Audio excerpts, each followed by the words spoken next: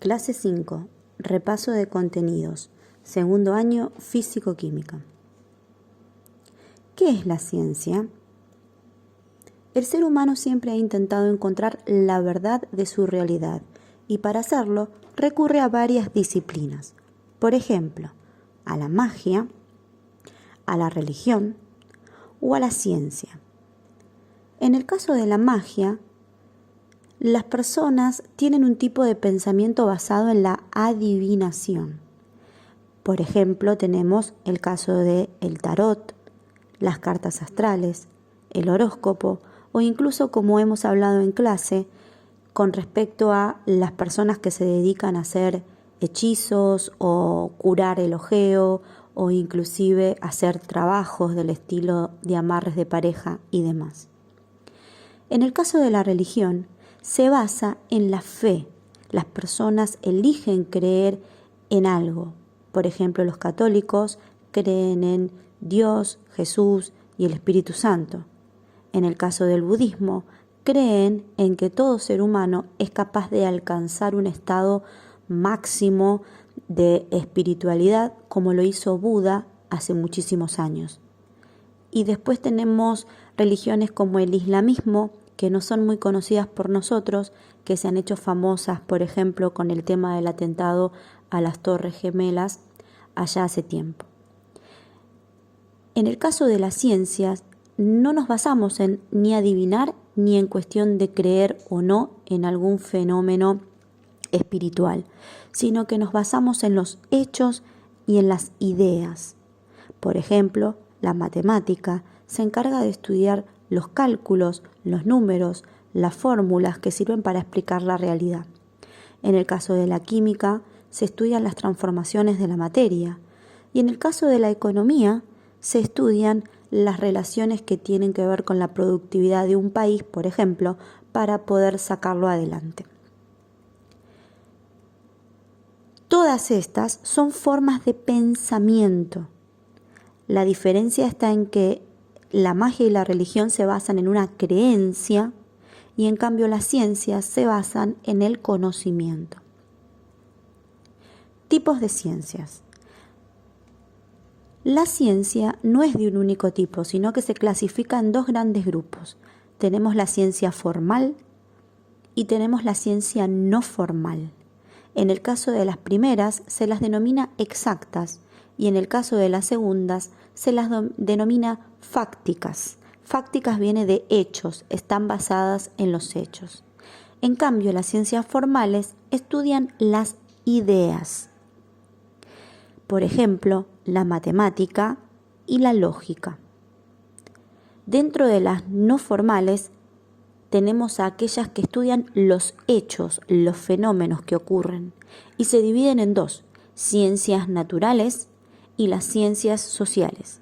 En el caso de las naturales, se dedican a estudiar los hechos o fenómenos que ocurren en la naturaleza, mientras que las ciencias sociales estudian los hechos o fenómenos que están relacionados con el ser humano. Dentro de las naturales tenemos, por ejemplo, la biología, la física, la química o la astronomía. Y dentro de las sociales tenemos, por ejemplo, la economía, la sociología o la historia. En el caso de las ciencias formales, se demuestran las ideas mediante cálculos y mediante el enunciado muy específico de las ideas para que no haya lugar a duda. Sin embargo, en las ciencias no formales, lo que se busca es verificar esos fenómenos o esos hechos. ¿Cómo se verifican los fenómenos? Para poder entender cómo se verifican, te invito a que veamos el siguiente video de Quantum Fracture. La ciencia siempre nos ha mostrado cosas asombrosas, desde los extraños comportamientos de nuestra mente hasta el funcionamiento de las estrellas, desde la reproducción de los virus hasta lo que pasó en tribus hace miles de años. Aún así, siempre alguien se preguntará, ya, ¿pero qué es la ciencia? Bueno, primero debéis saber que el ser humano siempre ha buscado la verdad, ha buscado comprender cómo es el universo, y en esta búsqueda se ha planteado cuál es la mejor forma de conocer. Hace mucho tiempo, los pensadores griegos rechazaron las explicaciones de la mitología, y encontraron en el uso adecuado de la razón su fuente de sabiduría. Ya entonces se dieron cuenta de que necesitaban un conjunto de reglas que dirigiese esa búsqueda. La aparición de este método se retrasó varios siglos, debido a algunos desafortunados eventos históricos, pero en el siglo XVII el método apareció, y con él la ciencia actual. Entonces, ¿qué es la ciencia? De forma muy sencilla, una ciencia es una disciplina que usa el método científico. Bien, ¿y en qué consiste ese método? La verdad es que hay muchas variantes, dependiendo de qué estemos tratando, así que vamos a ilustrarlo con un ejemplo clásico: los cuerpos en caída libre. El método comienza con algo muy sencillo: hacerse una pregunta. En nuestro caso observamos que las cosas caen. Vale ya, me refiero a que observamos cómo caen las cosas. Las cosas grandes y pesadas parece que caen más rápidamente que las pequeñas y ligeras. Así que nos preguntamos, ¿depende su masa en algo? Este primer paso del método se llama observación, porque notamos algo en nuestra realidad que no sabemos explicar y queremos saber la verdad sobre él. Segundo paso, la hipótesis. Tenemos un problema. ¿Qué hacemos? Hacemos una suposición. Cuanto más pesado es un objeto, más rápido cae. Esta es nuestra hipótesis. Pero, ¿cómo sabemos que es cierta?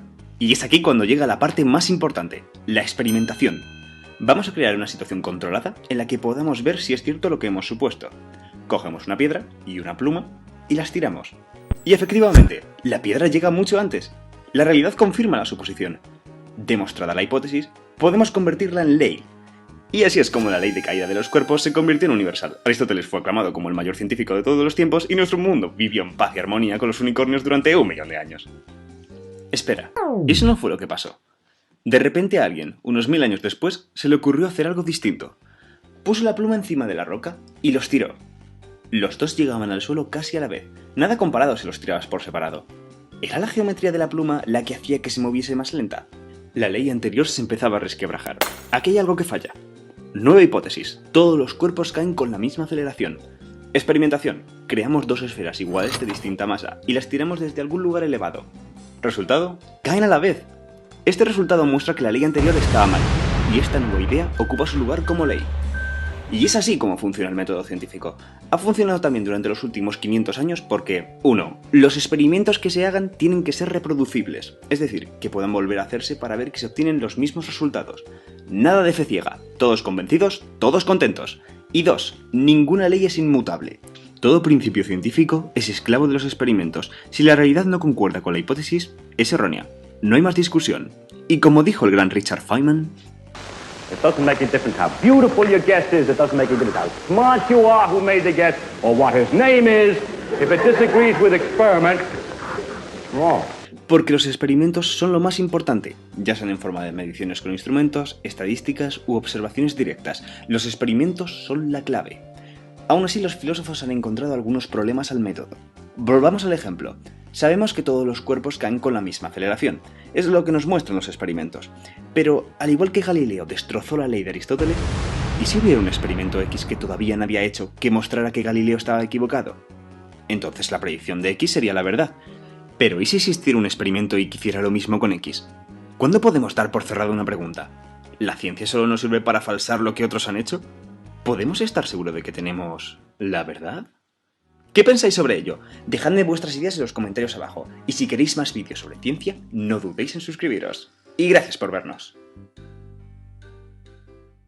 Luego de haber visto el video sobre el método científico, vamos a pensar ahora en el universo. ¿Qué es el universo? Si yo les digo la palabra universo, seguramente a ustedes se le vengan a la cabeza imágenes como la siguiente: estrellas, planetas, sistemas solares, galaxias y demás. Entonces podemos decir que el universo es todo lo que nos rodea. Pero esa definición es un poco amplia, por lo tanto es necesario acotarla a una definición más específica. Decimos que el universo está formado por materia y por energía.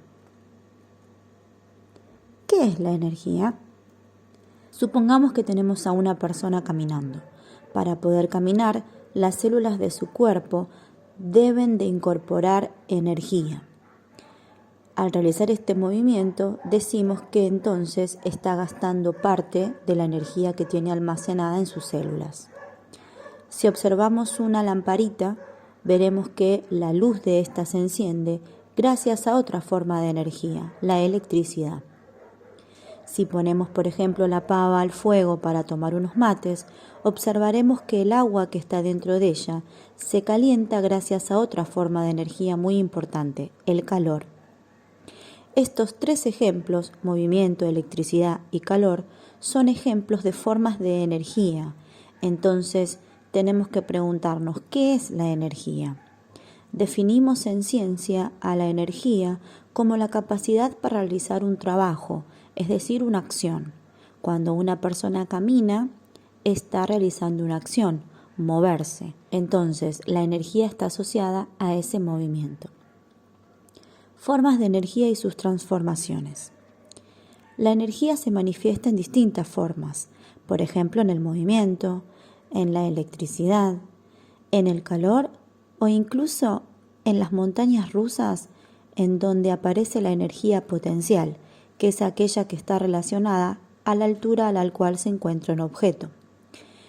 Estas formas de energía pueden convertirse unas en otras. Por ejemplo, tenemos en la imagen los denominados molinos eólicos, que tienen la función de aprovechar la energía eólica, es decir, aquella que genera el viento al moverse naturalmente, y aprovecharla para generar electricidad.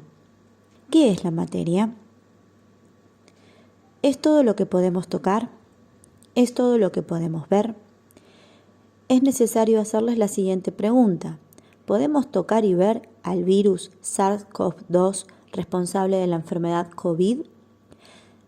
Ustedes coincidirán conmigo en que no podemos tocarlo y verlo, solamente pueden los científicos en los laboratorios utilizando elementos como los microscopios. Entonces, ¿qué es la materia? Decimos que la materia es todo aquello que compone a los cuerpos. Los cuerpos pueden ser de dos tipos. Pueden ser regulares, como una esfera o un prisma, que tienen una figura geométrica característica y que los acompañan fórmulas matemáticas bien exactas, o los cuerpos pueden ser irregulares, como puede ser, por ejemplo, una roca. Muchas gracias a todos por ver y por escuchar, y nos vemos la próxima clase.